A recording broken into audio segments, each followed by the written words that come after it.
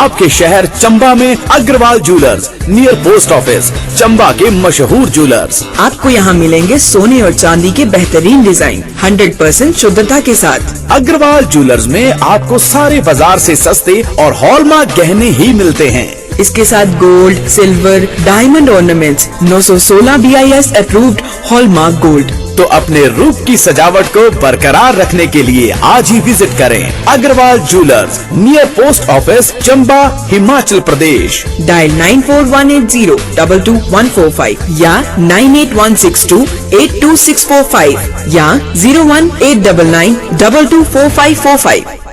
नमस्कार, मैं हूं विनोद कुमार और आप देख रहे हैं चंबा की आवाज़ टीवी। आज हम जिला कांग्रेस अध्यक्ष नीरज नैयर जी से सीधी बात करेंगे और उनसे जिला चंबा की और हिमाचल की जो ताज़ा राजनीतिक हालात हैं उनके बारे में चर्चा करेंगे।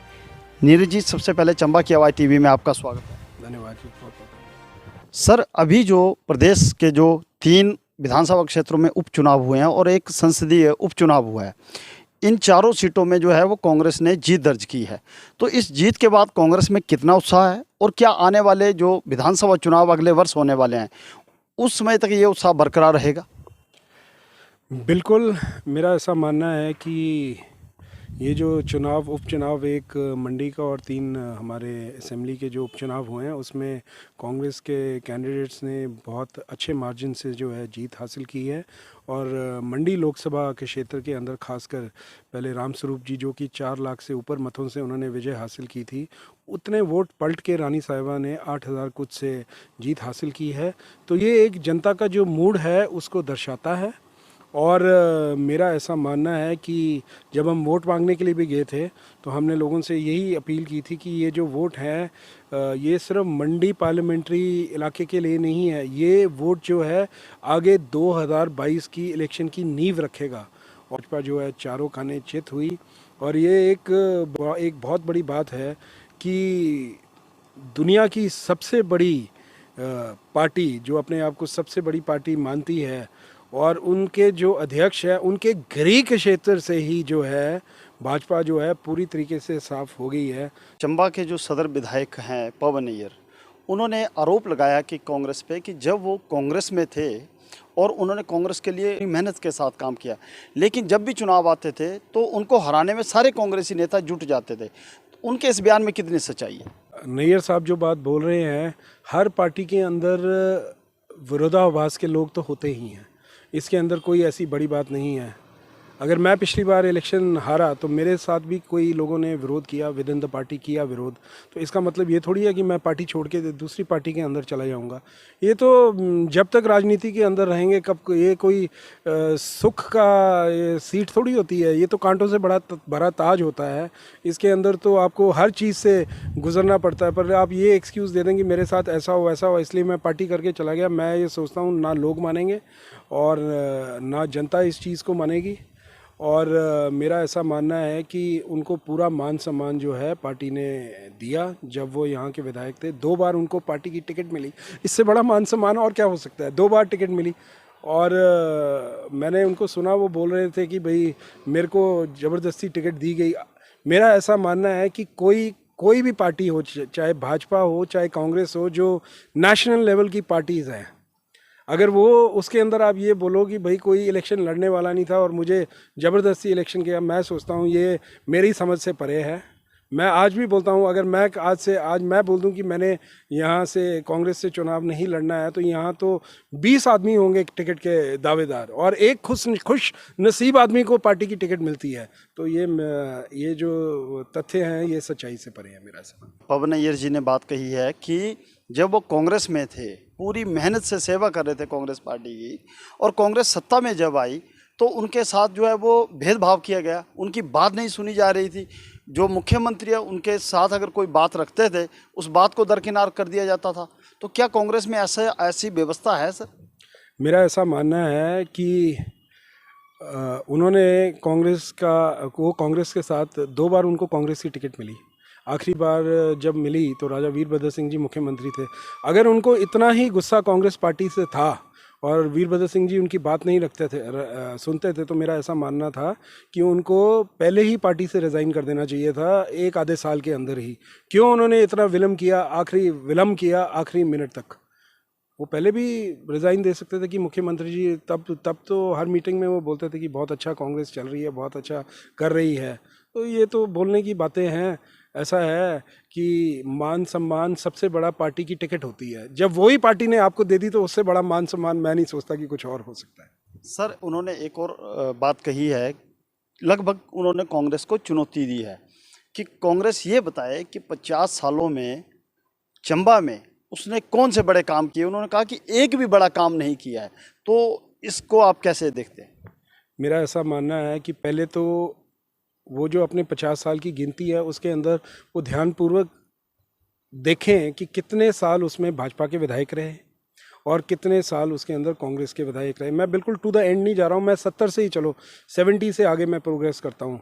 तो 70 की इलेक्शन किशोरी लाल जी ने जीती, फिर उसके बाद 75 की जीती, फिर उस 80 की मेरे फादर ने जीती, फिर 85 की मेरे फादर ने जीती। तो 10 साल बीजेपी, 10 साल कांग्रेस।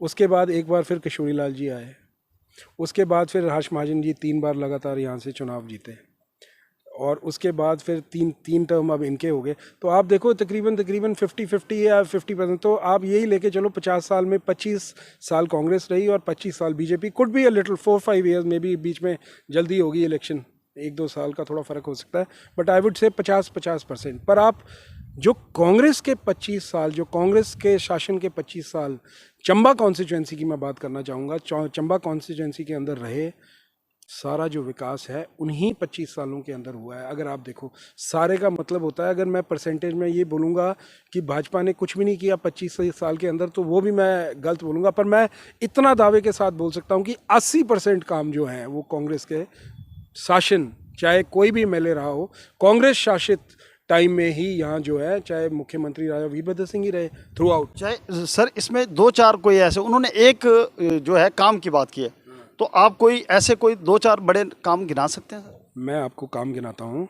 सबसे पहली चीज़, चंबा शहर के अंदर पानी की बहुत बड़ी समस्या थी, और वो समस्या चंबा को, लोगों को लाइनों में खड़ा होना पड़ता था, मल्लों में खड़ा होना पड़ता था। जब मेरे पिताजी पहली बार एमएलए बने तो उन्होंने स्पीच दी असेंबली के अंदर, सागर नाम ही क्यों रखा, अगर मेरी कॉन्स्टिट्यूएंसी की जनता तो बूंद बूंद सागर को तरसे।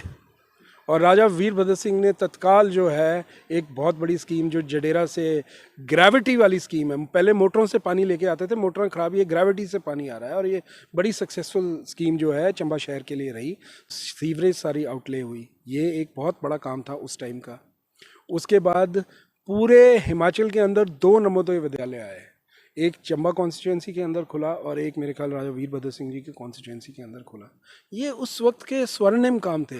आपका डाइट सरू, जहां आज इतने बच्चे पढ़ रहे हैं, ये एक स्वर्णिम काम था उस टाइम का। आपकी सेशन कोर्ट्स जो आज यहाँ है, लोगों को सेशन लेवल के केसेस के लिए धर्मशाला जाना पड़ता था, सेशन कोर्ट्स यहाँ आए। वो टेलीविज़न नहीं आता था चंबा के अंदर, एक टीवी टावर लगा यहाँ ऊपर मंगले के ऊपर, मुझे ध्यान है, वरना हम लोगों को एंटीना लेके घरों के बाहर खड़ा होना पड़ता था।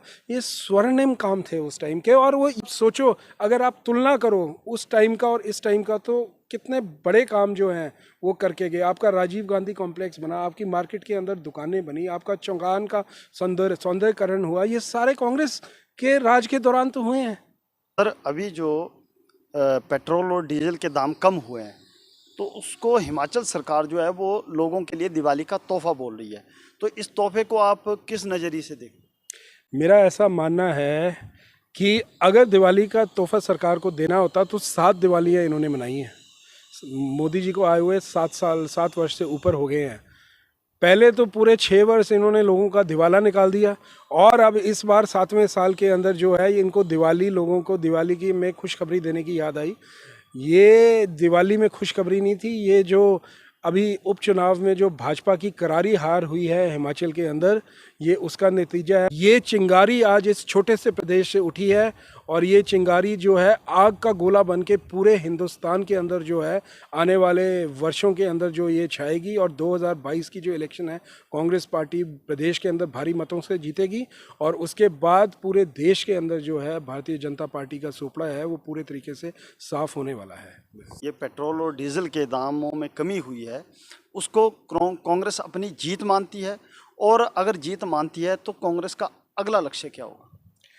मेरा ऐसा मानना है, डेफिनेटली हम इसको अपनी जीत मानते हैं और कांग्रेस पार्टी अपनी जीत से पहले ये लोगों की जीत मानती है। मतलब लोगों ने हमारी बात मान ली जो हम उनको बोल रहे थे कि जो सरकार है वो पेट्रोल डीजल के अंदर मुनाफाखोरी कर रही है। पहले कुछ साल, हम बहुत सालों से ये चीज़ बोल रहे हैं, लोगों को लगा कि हम शायद ठीक जो स्पष्टीकरण है उनके सामने नहीं रख रहे हैं, लेकिन इन इलेक्शनों में हमने ये चीज़ महसूस की। और अब जो हमारी मीटिंगें भी हो रही हैं, मैं ये पिछले कोई 6-8 महीनों से ये चीज़ें महसूस कर रहा हूँ कि जब मैं डीसीसी का अध्यक्ष बना तो हमें लोगों को मीटिंगों के लिए फ़ोन करके, पर्सनल फ़ोन करके बुलाना पड़ता था, लेकिन अब हम सिर्फ फेसबुक के अंदर डालते हैं और हज़ारों की संख्या में लोग जुट जाते हैं। तो ये इस चीज़ का संदेश है कि लोग जो हैं भाजपा की दमनकारी नीतियों से बुरे तरीके से त्रस्त है और बहुत जल्दी जो है प्रदेश में और देश में इनका सुपड़ा जो है साफ होने वाला है। सर, कांग्रेस का अगला लक्ष्य क्या? कांग्रेस का अगला लक्ष्य प्रदेश के अंदर तो हमारा 2022 का चुनाव है और उसके बाद 2022 के चुनाव के अंदर 88 सीटें जो है कांग्रेस पार्टी जीतेगी। जिला कांग्रेस अध्यक्ष नीरज नैयर जी, जिन्होंने खुलकर अपने दिल की बात रखी, हमारे सवालों के जवाब दिए। चंबा की आवाज़ टीवी एक और नई शख्सियत के साथ आपसे फिर होगा रूबरू। तब तक के लिए हमें दे इजाज़त। नमस्कार।